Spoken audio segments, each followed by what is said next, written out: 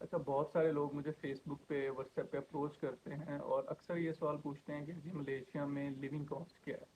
अगर आप अकेले मलेशिया में रहना चाहते हैं तो फिर लिविंग कॉस्ट क्या होगी, और अगर आप विद फैमिली मूव करते हैं तो फिर लिविंग कॉस्ट आपकी जो है वो आपको कितने में पड़ जाएगी। ठीक है, तो मैं आज इस टॉपिक को डिटेल में आपको बता देता हूँ, क्योंकि मैं पिछले 5 से 6 महीनों से मलेशिया में हूँ, अपनी फैमिली के साथ हूँ, और आई थिंक सो कि मुझे अच्छा खासा आइडिया हो चुका है कि विद फैमिली आपका एक्सपेंस जो है मलेशिया में वो कितना होता है। ठीक है, जब आप मलेशिया में मूव करते हैं ज़ाहिर सी बात है फर्स्ट मंथ जो आपका है वो आपको किसी होटल में रहना पड़ता है, या फिर आपने किसी न किसी होटल में ज़ाहिर सी बात है स्टे करना है कुछ दिन, 1 महीना नहीं 10-15 दिन तो आपको रहना पड़ेगा। ठीक है, क्योंकि आपने अपना अपार्टमेंट ढूंढना होता है। अच्छा, यहाँ पर अपार्टमेंट्स भी मिल जाते हैं रेंट पे, आपको जो है वो घर भी मिल जाते हैं रेंट पे। ठीक है, घर जो होते हैं वो मोस्टली नॉन फर्निश्ड होते हैं। नॉन फर्निश्ड से मुराद क्या है कि उनके अंदर आपको फर्नीचर नहीं मिलता। यहाँ पर हम बात कर लेते हैं अपार्टमेंट्स की। अपार्टमेंट जो हैं यहाँ पर 3 तरह के होते हैं। एक उसको हम बोलते हैं फुली फर्निश्ड, सेकंड उसको बोलते हैं पार्शली फर्निश्ड, और थर्ड उसको बोलते हैं अनफर्निश्ड। अच्छा, जो फुली फर्निश्ड होता है उसमें क्या आपको मिलता है, उसमें आपको रूम के अंदर बेड मिल जाते हैं, एसी इंस्टॉल्ड होते हैं, washing machine, fridge, sofas, table chair, मतलब जितनी भी घर में इस्तेमाल की चीज़ें हैं वो सारी की सारी आपको फुली फर्निश्ड में मिल जाती हैं। अनफर्निश्ड क्या होता है, उसमें कुछ भी नहीं होता। और जो पार्शली फर्निश्ड होता है उसमें क्या होता है कि बेड होगा, कमरे में पड़ा हुआ एसी भी लगे हुए होंगे, लेकिन फ्रिज नहीं होगी। फ्रिज होगी तो वॉशिंग मशीन नहीं होगी। तो मेरे ख्याल से बेहतर यही रहता है कि अगर आप विद फैमिली यहाँ पर शिफ्ट होते हैं मलेशिया में तो कोशिश करें फुली फर्निश्ड ले लें, वो ज़्यादा अच्छा रह जाता है, क्योंकि आपको कोई भी फर्नीचर परचेज़ नहीं करना पड़ता, हर चीज़ ऑलरेडी इंस्टॉल्ड होती है। तो वो ज़्यादा बेटर है कि आप अगर जो है वो फुली फर्निश्ड ले लें यहाँ पे। मैं एक्सपेंस बता देता हूँ, तरीका बता देता हूँ अपार्टमेंट किस तरह से ढूंढते हैं यहाँ पे, ताकि आपको इस हवाले से भी गाइडेंस मिल जाए। ठीक है, सबसे पहले जब अब अपार्टमेंट आपने ढूंढना कैसे है, यहाँ पर काफ़ी सारी वेबसाइट्स हैं। खैर मैंने जो अपार्टमेंट ढूंढा था, मैंने आई प्रॉपर्टी के नाम से है एक ऐप भी है, उनकी वेबसाइट भी है। मैंने सर्च किया, अपना अकाउंट बनाया उसके ऊपर, वहाँ पर लोगों ने जो कंसल्टेंट्स होते हैं उन्होंने वहाँ पर पोस्टें लगाई होती हैं कि जी फ़लाँ बिल्डिंग में फ़लाँ जगह पे अपार्टमेंट खाली है और इतना उसका रेंट है और आप यहाँ पर आकर जो है आप रह सकते हैं। ठीक है, तो उसका ज़ाहिर सी बात है कुछ ना कुछ रेंट होता है। तो जब मैंने अपार्टमेंट लिया था अपना, तो मैंने आई प्रॉपर्टी पे सर्च किया, वहाँ पर ऐड लगा हुआ था कि जी फलां बिल्डिंग के अंदर अपार्टमेंट जो है वो खाली है, अवेलेबल है, इतना उसका रेंट है, if anyone is interested then he can rent, उसका जो रेंट है वो पे करके वहाँ पर रह ले। ठीक है, तो मैंने कंसल्टेंट से रब्ता किया। यहाँ पर आप डायरेक्ट ऑनर से बहुत कम रब्ता होता है आपका, कंसल्टेंट्स होते हैं। अच्छा, उसके साथ मैंने रब्ता किया और उसके बाद जो है उसने मुझे विज़िट करवाया अपार्टमेंट का। आपको कंसल्टेंट अपार्टमेंट का विज़िट करवाएगा, अगर आपको पसंद आता है तो आप डन कर देंगे। जब आप डन करेंगे तो उसके बाद पेमेंट प्रोसीजर स्टार्ट हो जाता है। ठीक है, अच्छा पेमेंट प्रोसीजर किस तरह होता है, अब जो मैंने अपार्टमेंट लिया था वो 1400 रिंगट का था। यहाँ पर मैं बात PKR में नहीं करूँगा, डॉलर में नहीं करूँगा, क्योंकि यहाँ पर करेंसी जो है वो रिंगट में है, तो मैं फिर उसी वाले से इसी वर्ड को लेके चलूँगा, इसी करेंसी को लेके चलूँगा। बाकी कैलकुलेशंस आप कर लें कि आपके बजट में चीज़ें किस किस तरह से प्रोसीड होती हैं। अच्छा, तो अपार्टमेंट का रेंट उसने मुझे 1400 रिंगट बताया। अपार्टमेंट मुझे पसंद आ गया, 1000 स्क्वायर फुट का था, 2 रूम्स हैं, एक हॉल है। उसकी भी मैंने इसकी भी वीडियो, जो अपार्टमेंट है मेरा उसकी भी वीडियो मैंने यूट्यूब पे डाल दी थी, ताकि जो लोग आते हैं उनको गाइडेंस मिल जाए कि 1400 तक किस तरह का अपार्टमेंट मिलता है। बहुत बेहतरीन है, अच्छा है। अच्छा, 1400 रेंट है, लेकिन जब आप फर्स्ट टाइम इन होते हो अपार्टमेंट में तो आप कॉन्ट्रैक्ट करते हो, तो आपने क्या करना होता है, आपने 1400 फर्स्ट मंथ का रेंट और कुछ सिक्योरिटी डिपॉजिट करवानी होती है। सिक्योरिटी डिपॉजिट कितना होता है, 2 मंथ का सिक्योरिटी डिपॉजिट होता है। मतलब 1400 मेरा रेंट था तो 2800 का मैंने उसको सिक्योरिटी डिपॉजिट देने हैं। उसके बाद एक्सेस कार्ड होता है, 2 एक्सेस कार्ड आपने लेने हैं, तो वो पर कार्ड आपसे 100 रिंगट ले लेता है। ठीक है, तो ये टोटल हो जाएगा सिक्योरिटी डिपॉजिट 3000 रिंगट। इसका मतलब ये है कि जब आप इस अपार्टमेंट को छोड़ के जाना चाहते हैं तो वो 3000 रिंगट जो है वो आपको वापस मिल जाता है। ठीक है, अच्छा ये फुली फर्निश था। 1400 रिंगट में मुझे फुली फर्निश मिल गया, बहुत अच्छी जगह पे मिल गया। ये कोलालमपुर के बिल्कुल साथ में साइबर जाया एक इलाका है, बहुत ज़बरदस्त है, फैमिली के रहने के लिए बहुत अच्छी जगह है। यहाँ पर आपको, मुझे चाहिए था ऐसा अपार्टमेंट जहाँ पर जो है मार्केट करीब हो, अगर मैंने सब्ज़ी लेने जाना है तो वो भी करीब हो, ग्रॉसरी के लिए भी करीब हो और घूमने फिरने के लिए भी। तो ये साइबर जाया मुझे बेस्ट लगा फैमिली के रहने के लिए। ठीक है, यहाँ पर कोई बहुत ज़्यादा शोर शराबा नहीं था, और बड़ा मज़े का था। अच्छा, यहाँ पर जब भी आप अपार्टमेंट लेते हो तो एक चीज़ आप अपने जहन में रखें, यहाँ पर आपको बिल्डिंग के अंदर फ्री स्विमिंग पूल मिलता है, बड़ा मज़े का होता है। ठीक है, फ्री जिम मिलती है। ठीक है, ये भी इंक्लूडेड होता है। मतलब वो लाइफ जो आप पाकिस्तान में बहुत ज़्यादा पैसों से बड़ी मुश्किल से अफोर्ड कर पाते हैं, वो यहाँ पर आपको बहुत कम पैसों में वही सेम लाइफ जो है वो आपको मिल जाती है। ठीक है, अब जिस बिल्डिंग में मैं हूँ, इस बिल्डिंग का मैंने उसको 1400 दिया फर्स्ट मंथ का रेंट, प्लस 2800 उसको मैंने दिया सिक्योरिटी डिपॉजिट, और 200 मैंने एक्सेस कार्ड का लिए जो मुझे वापस मिल जाने हैं जब मैंने इस अपार्टमेंट को छोड़ के जाना है। फुली फर्निश्ड है, 2 रूम हैं, दोनों रूम में एसी लगे हुए हैं, अटैच वॉशरूम हैं, हीटर्स इंस्टॉल्ड हैं, वॉशिंग मशीन इंस्टॉल्ड है, फ्रिज इंस्टॉल्ड है, बेड ऑलरेडी हैं इसमें, sofa table chair everything is installed already, curtains everything, मतलब फुली फर्निश्ड है, हर चीज़ अवेलेबल है। मुझे कोई भी चीज़ परचेज करने की ज़रूरत नहीं पड़ी। इवन दैट कि मुझे इस्त्री वगैरह लेने की भी ज़रूरत नहीं पड़ी, वो भी इसी में थी। मतलब छोटी छोटी चीज़ें ज़रूरत की जो आपकी हैं, वो अवेलेबल होती हैं फुली फर्निश्ड में। ठीक है, अच्छा। अब उसके बाद अपार्टमेंट जब आप ले लेंगे तो उसके बाद आपका एक्सपेंस, अब इस एक्सपेंस को आप अपने जहन में रखें, जब आप पाकिस्तान से या किसी भी कंट्री से मलेशिया में मूव करते हैं तो आपके माइंड में ये होना चाहिए कि अगर आप फैमिली के साथ आ रहे हैं और आपने अपार्टमेंट लेना है और वो 1000 रिंगिट अबव आपको मिलेगा, अच्छा अच्छे वाला, ठीक है, जो भी हुआ, उसमें एसी वगैरह होंगे और वो फुली फर्निश्ड होगा, तो 1000 रिंगिट प्लस में आपको मिल जाएगा। और मैंने उसकी वीडियो डाली हुई अपने अपार्टमेंट की, आप वो देखें ना, ताकि आपको आइडिया हो जाएगा कि 1400 में इस तरह का मिलता है। बेहतरीन बना हुआ, बहुत बेहतरीन बना हुआ है। ठीक है, बिल्डिंग के अंदर जो है वो स्विमिंग पूल भी है, बिल्डिंग के अंदर जो है वो जिम भी है, और बड़ी साफ़ सुथरी बिल्डिंग है। ठीक है, शोर शराबे से दूर है।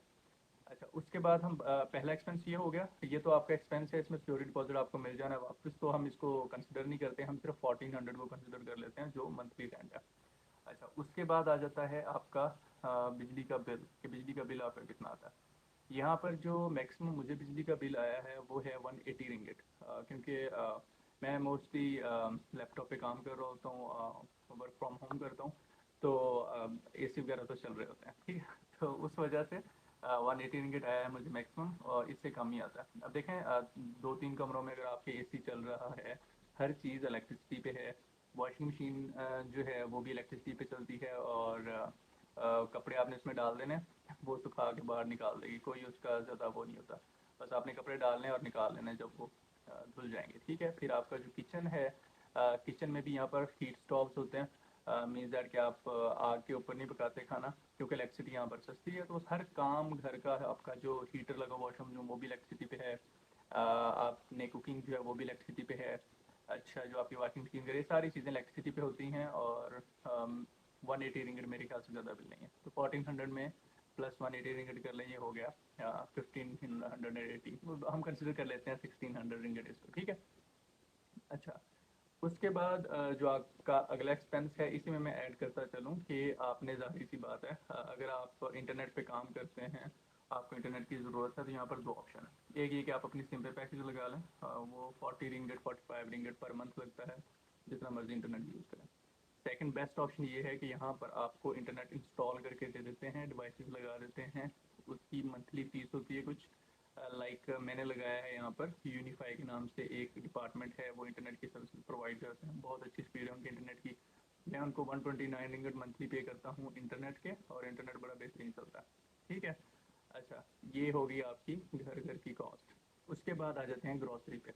यहाँ पर मैं हूँ और मेरी वाइफ, हम तो दो बंदे हैं, तो उस हवाले से अगर मैं बात करूँ तो हमारा टोटल एक्सपेंस जो है ग्रॉसरी का, वो round about per month 1000 to 1200 चला जाता है। ठीक है, मतलब बहुत ज़्यादा नहीं है ये। आप पहली बार जब भी आप मलेशिया मूव करें, या किसी भी आउटसाइड कंट्री में मूव करें, तो आप अपनी कंट्री के पैसों के हिसाब से उसको कैलकुलेट ना करें, नहीं तो फिर बंदा फंसता है कि यार पाकिस्तान में या मेरी कंट्री में इतने पैसे बनते थे, यहाँ पर तो बहुत ज़्यादा बन रहा है। खैर, यहाँ पर चीज़ें बहुत ज़्यादा महंगी नहीं है। जब मैं नया आया था तो लोग आने से पहले बड़ा कहते थे कि जी मलेशिया में आपको ये चीज़ नहीं मिलेगी, वो चीज़ नहीं मिलेगी, लेकिन जब मैं यहाँ पे आया और मैंने एग्जामाइन किया, चीज़ें बहुत अच्छी हैं, सब्ज़ी बहुत अच्छी क्वालिटी की मिलती है, हर चीज़ साफ़ सुथरी मिल जाती है आपको।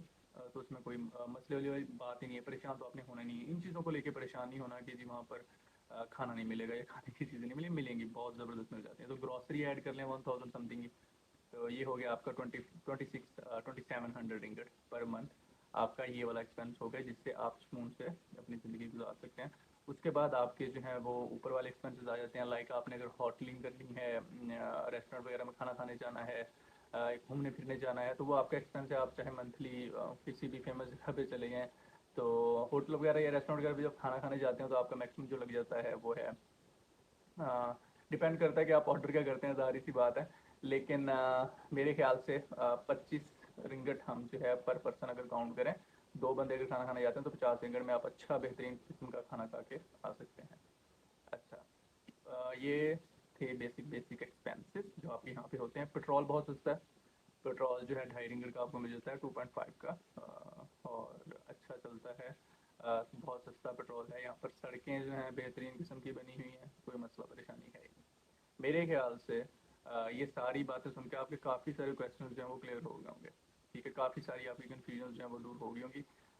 फिर भी मैं कुछ और चीज़ें भी हैं जो मैं बता देता हूँ। यहाँ पर सिक्योरिटी के हवाले से लोगों को होता है कि सिक्योरिटी यहाँ पर कैसी है। सिक्योरिटी बहुत अच्छी है। आप लीगली आएँ और माशाल्लाह इंशाल्लाह आपका काम हो जाएगा। जब आप यहाँ पर आएँगे तो आपको फ़ील होगा कि आप हर तरह से, हर लिहाज से यहाँ पर सिक्योर होते हैं। ख़ास तौर पे आप अपनी बिल्डिंग में हैं तो आप अपनी बिल्डिंग में भी बहुत सिक्योर हैं, बाहर हैं तो बाहर भी बहुत सिक्योर हैं। बिल्डिंग में सिक्योर इस तरह से कह रहा हूँ क्योंकि जब आप बिल्डिंग में होते हो तो कोई भी आउटसाइडर आपकी बिल्डिंग के अंदर अलाउड ही नहीं होता। आप जब अपार्टमेंट लेते हो तो आपको एक्सेस कार्ड दिए जाते हैं। वो एक्सेस कार्ड सिर्फ आपके पास होते हैं। सिर्फ रेजिडेंट होते हैं जो उस बिल्डिंग के अंदर, वही उस बिल्डिंग में एंटर हो सकते हैं। उनके अलावा कोई और बंदा बिल्डिंग के अंदर एंटर नहीं हो सकता।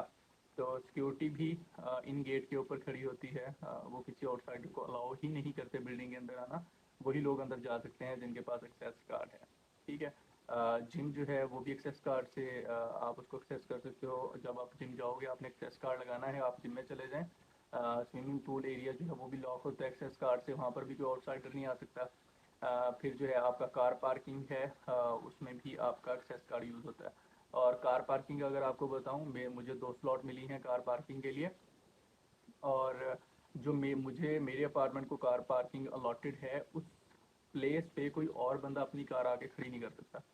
अच्छा, एक और बहुत इम्पोर्टेंट बात, वो लोग जो यहाँ पर फैमिली के साथ शिफ्ट हो रहे हैं तो वो कंसिडर करें, यहाँ पर गाड़ी की आपको ज़रूरत पड़ेगी। और पाकिस्तान से आते हैं या किसी भी कंट्री से आते हैं, कोशिश करें, मैं तो कहता हूँ कि ये वाजिब है आपके ऊपर कि आप अपना ड्राइविंग लाइसेंस बनवाने के बाद यहाँ पर आएँ। उसका मैं क्यों कह रहा हूँ, क्योंकि यहाँ पर जब आप आके ड्राइविंग लाइसेंस बनवाते हो तो बहुत ज़्यादा प्रोसीजर्स हैं उसके। लेकिन अगर आपका पाकिस्तान से ड्राइविंग लाइसेंस बना हुआ है तो जब आप यहाँ पे आओगे तो वही driving licence, same driving licence shift हो जाएगा आपका मलेशियन ड्राइविंग लाइसेंस पे। आपको न्यू ड्राइविंग लाइसेंस बनवाने की ज़रूरत नहीं पड़ेगी। ठीक है, तो वो बहुत बेहतरीन रह जाता है। तो इसलिए कोशिश करें कि पाकिस्तान आने से पहले आपका ड्राइविंग लाइसेंस आपके पास होना चाहिए। नहीं तो यहाँ पर वो क्लासेस और वो क्लासेस दे लें जी, वो फलां ट्रायल दे दें, वो फलां ट्रायल दे दें, तो बंदा खप जाता है, सही करके टाइम वेस्ट होता है। तो बेहतर है पाकिस्तान से ड्राइविंग लाइसेंस बनवा के हैं, यहाँ पर 1 दिन का प्रोसेस है, जाएँ और जाकर उस ड्राइविंग लाइसेंस को शिफ्ट करवा लें अपने मलेशियन ड्राइविंग लाइसेंस पे। तो आप उसको यूज़ कर सकते हो पूरे मलेशिया में जहाँ मर्जी गाड़ी भगाते फिरो। ठीक है। और मेरे ख्याल में काफ़ी सारी चीज़ों को मैंने कवर अप कर दिया है। हाँ, अगर आप लोगों का लिविंग कॉस्ट के बारे में मैंने भी बता दिया। अगर आप लोगों का कोई और क्वेश्चन हो, लाइक मलेशिया आने से के हवाले से, कंपनी ओपन करने के हवाले से, तो उस हवाले से भी आप क्वेश्चन कर सकते हो। मैं वेलकम करूँगा आपके क्वेश्चंस को। अगर कहीं पे मैंने कोई मिस्टेक कर दी हो तो कोई मुझे करेक्ट कर सकता है, ज़ाहिर सी बात है, मैं भी इंसान हूँ। लेकिन मैंने जितनी भी बातें की हैं अभी तक, ये सारी की सारी एक्सपीरियंस बेस्ड हैं। हवा में तीर नहीं चलाए, क्योंकि मैं यहाँ पर पिछले 5 से 6 महीनों से हूँ, तो मुझे पता है कि यहाँ पर मेरा कितना एक्सपेंस हो रहा है। तो मैं उस बिहाफ पे बता रहा हूँ। ठीक है। और अगर एक बात ध्यान में रखें कि अगर आप कोई थोड़े से पैसे लेके आते हैं यहाँ पर तो बहुत बड़ी गलती है फैमिली के साथ। आपके पास इनकम स्ट्रीम होनी चाहिए कोई ना कोई, और आपके पास इन्वेस्टमेंट होनी चाहिए, आपके पास कुछ पैसे होने चाहिए जिसके साथ आप यहाँ पर सर्वाइव कर सको। ठीक है। और अगर आपको कोई भी क्वेश्चन है इन सब टॉपिक से, टॉपिक जो मैंने बताए हैं, इन टॉपिक में से किसी भी टॉपिक पे आपका कोई क्वेश्चन है तो आप पूछ सकते हैं। अच्छा, एक बात मैं बताना भूल गया कि जब आप यहाँ पर अपार्टमेंट लेते हो तो आपने कोई भी कमीशन नहीं देना होता अपने कंसल्टेंट को। वो कंसल्टेंट जो होता है वो कमीशन ऑनर से लेता है। जिस बंदे का अपार्टमेंट है वो उस पार्टी से कमीशन लेता है, आपसे कोई कमीशन नहीं लेता। आपने बस हर महीने अपना 1400 रेंट देना है, और इसमें आपका जो ऑनर होता है ऑन द रिटन फॉर्म में होता है कि आपका ऑनर आपके अपार्टमेंट में नहीं आ सकता जब तक आप अपार्टमेंट में हो।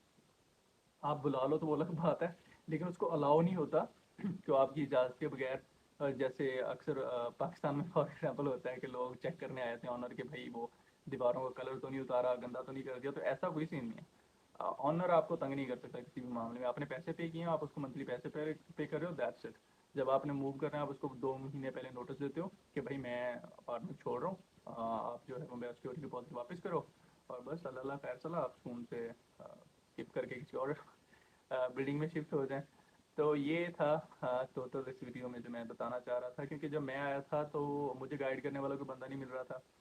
मुझे कहीं भी किसी बंदे की बनाई हुई कोई वीडियो नहीं मिल रही थी जहाँ पर मेरे काफ़ी सारे क्वेश्चंस का मुझे आंसर मिल सके। तो इसलिए मैंने सोचा कि मैं कोई इस तरह की वीडियो बनाऊँ जिससे लोगों का भला हो जाए। वो लोग जो नए आना चाहते हैं उनको गाइड कर दूँ थोड़ा सा इस हवाले से कि कितना एक्सपेंस होता है, ताकि उनको थोड़ी सी आसानी हो जाए। बाकी इंशाल्लाह अगर आपको कोई क्वेश्चन होगा तो मैं आपको ज़रूर गाइड कर दूँगा, कोई मसला नहीं, आप मुझे व्हाट्सएप पे मैसेज करें और मैं ज़रूर इंशाल्लाह आपको गाइड कर दूँगा कि जो भी आपको क्वेश्चन होगा इंशाल्लाह। ठीक है जी, अपना ख्याल रखें। अल्लाह हाफ़िज़।